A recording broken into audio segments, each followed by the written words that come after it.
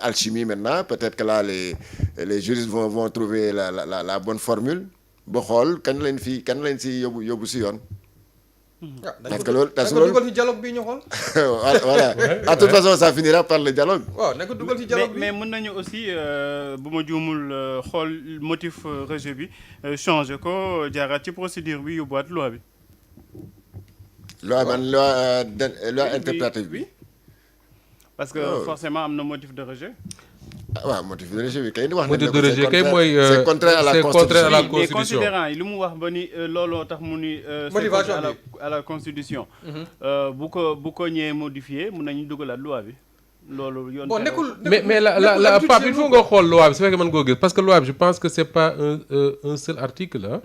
Là ce que le conseil nous dit c'est que il juge contraire l'article premier. oui par exemple mën na changer loolu. l'article premier. oui. Alors du ma juriste nag. mais yéen ay juristes ah est-ce que c'est possible de changer l'article premier et puis retourner. c'est ça c'est possible. c'est bien possible. waaw je crois que c'est possible sauf que man de à ma connaissance loolu musuma ko gis. je crois que ci comment dire la loi dont je parlais la loi Ezzan. conseil dafa censurer kii boobu bi mu censurer article boobu après bon il a maintenu les autres articles donc finalement.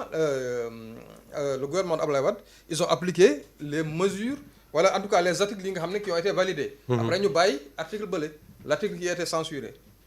Parce que bon su fekkee ne c'est divisible. oui su fekkee ne les articles ne se tiennent pas. Oui. Maintenant si l'article premier tient tous les autres articles il va de soi que bu ñu ko censuré yenn articles yi dañu tëb bon maintenant on va voir l'attitude de comment dire on va scruter l'attitude de ki nga xam ne moom mooy Amadou Ba. Amadou Ba qui avait déposé la proposition de loi. Qu'est-ce qu'il va faire est-ce qu'il va. si on pouvait l'avoir serait intéressant. j'ai essayé voilà c'est moom ça laa doon ba ngeen di wax yëpp moom laa doon jéem a woo mais bon jotuma ko te aussi bon xam naa dañu nekk seen réunion yeeg yooyu. Aïssata Tall Sall. xanaa nga jéem ko essayer. lu tax man. non mais c'est-à-dire am na cas yoo xam ne par exemple. am na cas yoo xam ne par exemple même bu ko conseil rejeté. oui wala assemblée bi rejeté ko wala beneen structure rejeté ko. mën nañ ko defar par exemple ñu ñëw ñu adopté ko. je vais te donner un exemple tout simple. boo newoon tey dama bëgg a yokk le nombre de députés ñu jógee 165 à 200. nga bind sa texte ba mu nice nga yóbbu assemblée nationale. ñii nekk si nguur gi wala opposition benn groupe jóg ne lii du fi amee parce que tu nous as pas proposé des ressources additionnelles maanaam waxoo ñu fan la état bi di jëlee wala fan la assemblée di jëlee pour mën a fay les 250 wala les 25 autres députés wala 45 autres députés yi nga bëgg a yokk. loolu boo demee par exemple nga toogaat ak sa groupe parlementaire wala ak tes conseillers nga ne que non ñii ils seront payés à partir de fële ak fii ak fële n'est-ce pas tu comprends. bu boobaa nag boo génnee ces ressources additionnelles là wan leen que nii ak fii lay jógee. lii mën nañ ko def pour fay ces 45 autres députés. boo leen proposer s'il trouve que c'est normal boobaa nag mën nañ accepter ta proposition de loi par exemple. mais ici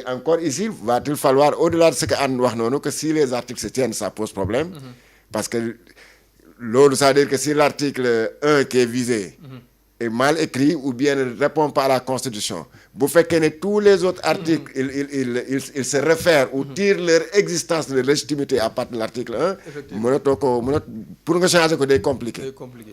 et encore que moi je me demande qu'est-ce que le Conseil constitutionnel entend par qu'est-ce que la Constitution dit et que l'article dit que ce n'est pas c'est le contraire maanaam lan la si proposition de loi bi def wala mu wax ko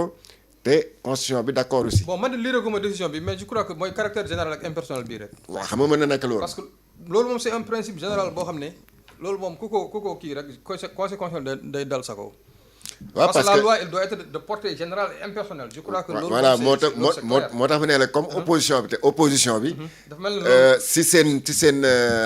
argumentaire c'était ça c'est de dire que cet article là vise des personnes. elle vise des personnes maanaam FDS yi. lay viser particulièrement ak ñi nga xam ne bon dañ leen a soupçonné d'avoir recruté des nervis et appartenant à l'ancien pouvoir te alors que article bu ñu ko bindee waroo ça bon les juges le savent waroo lire benn article rek ne kii de Ibrahima Anne la donc loolu moom ça peut poser problème donc argumentaire boobu ñu avancé xam naa moo tax donc ñu ne cet article n'est pas conforme à la Constitution. Ça a convaincu le juge quoi.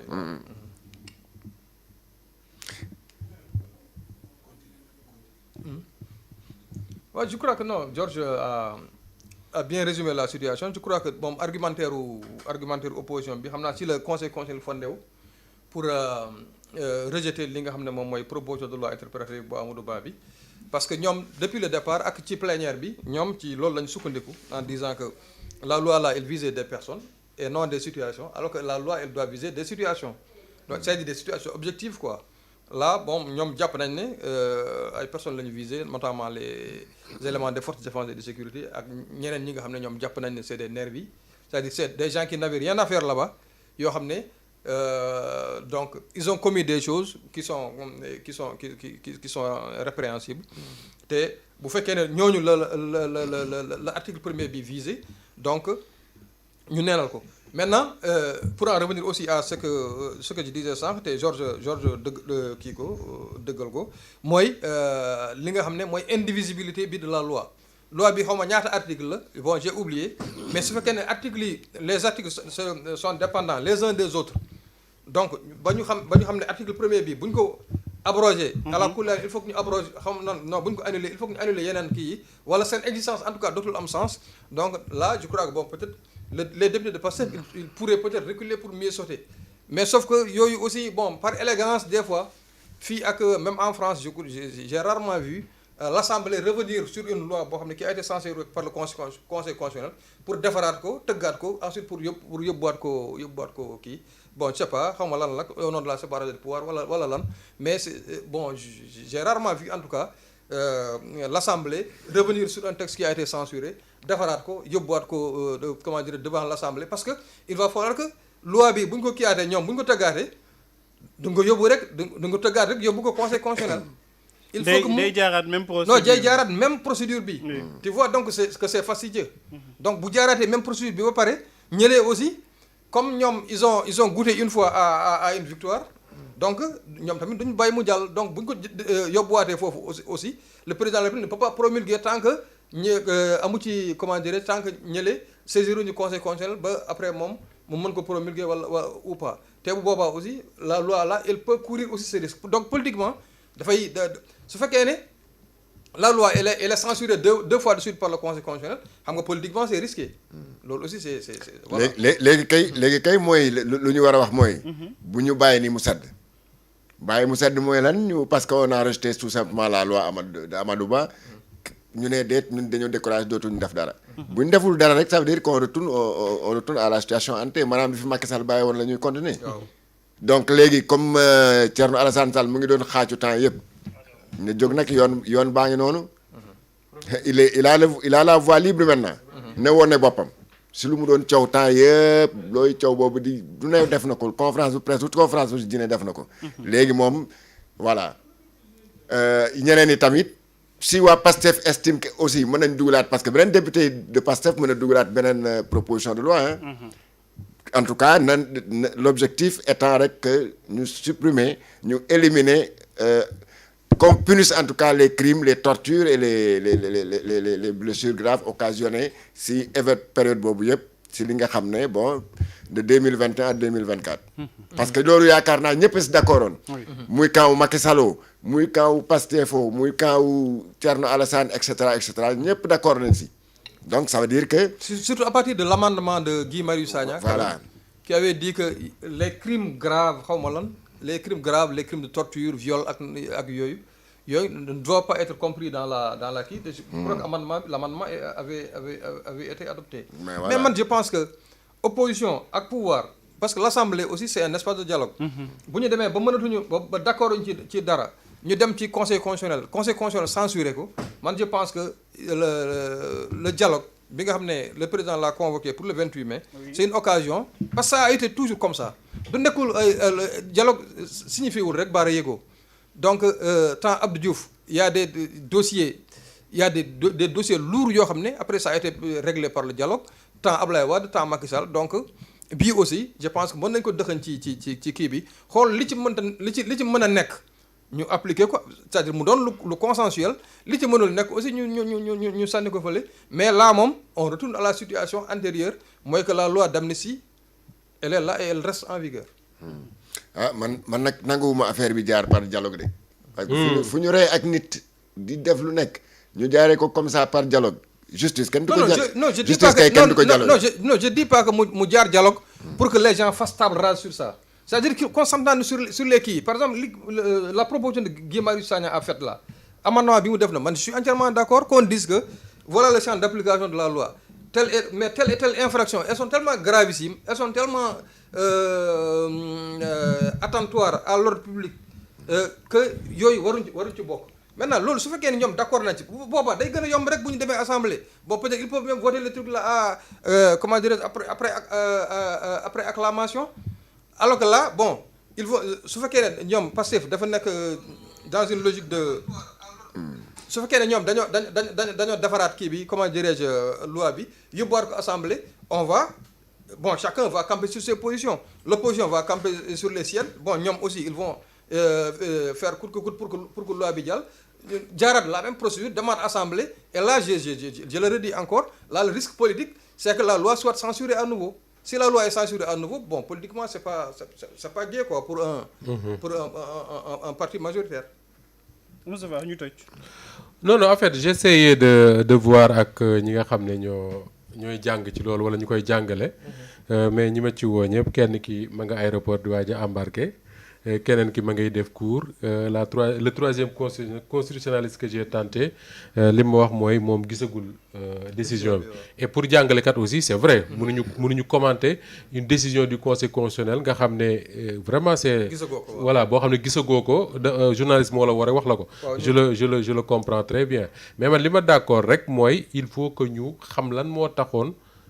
la loi bi fi Macky Sall teg mu tegoon ko fi mooy da ko fee tegoon pour ñi nga xam ne ñoo faat ay gone ci réew mi ñu fàtte ko bañ leen a topp ak nuñ ko mënti tuddee nag ak côté boo ko mënti xoolee l'essentiel pour man xaw ma dañuy dellu assemblée nationale xaw ma dañ koy waxtaane ci leneen ak leneen mais man pour man li ma jàpp mooy ce qui est passé au Sénégal 2021 ba 2024 mais Pape Matar loolu jëye la ñu fàtte ko man loolu dama jàpp ne jëye la ñu fàtte ko parce que fàtte ko bañ cee jéem dara mooy dina amaat or l'objectif mooy lan mooy topp ba xam lan moo waral lu mat 80 personnes par exemple ñu faatu ñan ñoo leen faat dans quelles conditions la leen faat suñu xamee loolu ba pare mais bu neexee réew mi mu taxaw président de la république woo ñëpp ñu toog bu la ci cadre dialogue la leneen mu ne baal nañ lépp dañuy fàtte lépp ñu jàlla ci leneen mais au moins xam nañu li grave pour une nation mooy jéggi mbir te xamoo lan la te Sénégal nag dañoo tàmm loolu depuis 1960 ba léegi traversé nañ ay crises yu bëree bëri dañuy mujj waxtaan rek di romb ko on préfère raboter au lieu de donner de grands coups comme ni ñu koy waxee décembre 62 li fi amoon ba ñu tëj Mamadou Dia après des années et des années après ay nit di bindaat naan Mamadou Dia deful woon lii defoon na lii Senghor laa pourtant buñ ci réglé woon définitivement loolu dafa bokk ci mémoire du Sénégal plus récemment diggante Idrissa Seck Ablaye Wade ñi ngi doon wax sax affaire haute cour de justice ba léegi soo waxee ñu naan non Idrissa Seck non lieu partiel la non lieu total la moo sàcc xaalis ba ñii ne sàcc ko et cetera France table rase ñi fi faatoon ay nit dans le cadre de la loi Ezzan France table rase ñi nga xam ne ñoom lañ ci àtte woon ba teg leen daan léegi on se met à douter est-ce que ñoom la ak du ñoom ak ñan ñoo commandé ba léegi mënoo wax ne kii la mënoo wax ne keneen la te kooku ji ñu jàppale def ci kaso parce que amoo droit jiñ ko kenn c'est ce qu'on veut éviter ak li nga xam ne moom moo xew diggante 2021 ba 2024 parce que quand même Pape Matar on parle de 80 morts am na sax ñu ne ëpp na ko am na ci des gens yoo xam ne seen vie ci la yàqoo ilaa yow mi diini maa ngi dégg ñoo xam ne dañ naan mënatuñu nekk góor ñi ñàkk nañ ci ay cër am na ci ku yàggul dara koo xam ne ma nga il a été enterré à Bignona xaw ma fan yi ñu génn la faatu parce que bal la jëloon à époque boobu ba léegi mi ngi suivre ay traitement ba pare bakkanam ci la yem mais loolu je ne sais pas par quel moyen le régime Pastef va devoir nu ñu koy waxee sax xool ko pour leeral ko mais c'est à eux de voir man je ne suis pas juriste. Là je suis entièrement d'accord avec toi Moussa Faye il faut situer les responsabilités parce que Sénégal dans le débat public nit ñi dañuy souvent convoquer la commission vérité et réconciliation en Afrique du Sud wala les tribunaux rwandais mais ñooñu nit ñi dañoo taxaw waxante dëgg ñu xam c'est-à-dire chacun li nga def ñu xam ko en tout cas même bu ñu tegul daan sax ñu xam ne yow yaa def lii maintenant au nom de la réconciliation nationale après cette commission là elle est venue je crois même en Gambie tout proche là def nañ ko. maintenant bon. Bénin am na fa voilà. donc après la commission est passée maintenant pour dire aux gens là serrez-vous la main xam nga faites-vous des bises et puis voilà on passe à autre chose quoi mais là on est devant une affaire boo xam ne ba léegi les responsabilités ne sont pas situées kenn xamul ku def ak ku deful. en tout cas boo liiree décision bi di nga xam ni que conseil constitutionnel mi nga xamal ni que voilà à l'heure actuelle dafa am lu ñu tuddee ay lu mu tudd ay crimes imprescriptibles te yooyu la dafa bokk ci lu Sénégal rectifié donc même bu dul ay loi am lu mu tudd loi interprétative ak yooyu la lii di wàllum lu mu tudd torture ak yenn yi dañ ko ci considéré donc soxlawul sax loi bi pour ñu mën a topp ñi nga xamante ni dañuy def ay ñaawteef yu mel ni ay torture. loolu la conseil bi wax. oui alhamdulilah. effectivement mooy li Guy Marius Sagna daan wax rek. voilà. mooy les crimes de torture bon en tout cas les mais Pape Matar oui mi ngi nii considérant 29 considérant d'autre part que la charte africaine des droits de l'homme et des peuples dispose à son article non xaaral beneen bi sax Moussa demal ma lire. non dama doon wax su fekkee ne conseil bi comme ni ko je crois même le député Amadou Ba l'avait dit avant muy def cette proposition là waxoon na ko fi que ni y a des crimes yoo xam ne amnistie mën la cee génne. ay torture ak ay faat bakkan ak yu demee noonu su fekkee ne loolu la mais ça veut dire que ni on peut garder espoir que ni ñi nga xam ne ñooy les responsables de ce qui s'est passé diggante 2021 ak 2024 yoon dina leen topp. parce que pour man le plus important. oui c'est pas amnistie nañ ko interpréter nañ ko man pour man le plus important mooy li Ibrahima Anne wax il faut qu'on chasse ce qui s'est passé dans notre pays diggante 2021 et 2024. suñ ko xamee ba pare. ñun ay Sénégal lañ am nañ droit ne ku ci loru am nga droit ne baale naa mais mënoo baale loo xamul. yaa xayti mu laana il faut nga xam kan moo la tooñ pour nga mën ko baal.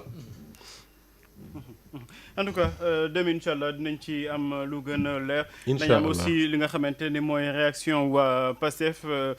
xam naa aussi ñi ne ci kujje gi te attaqué woon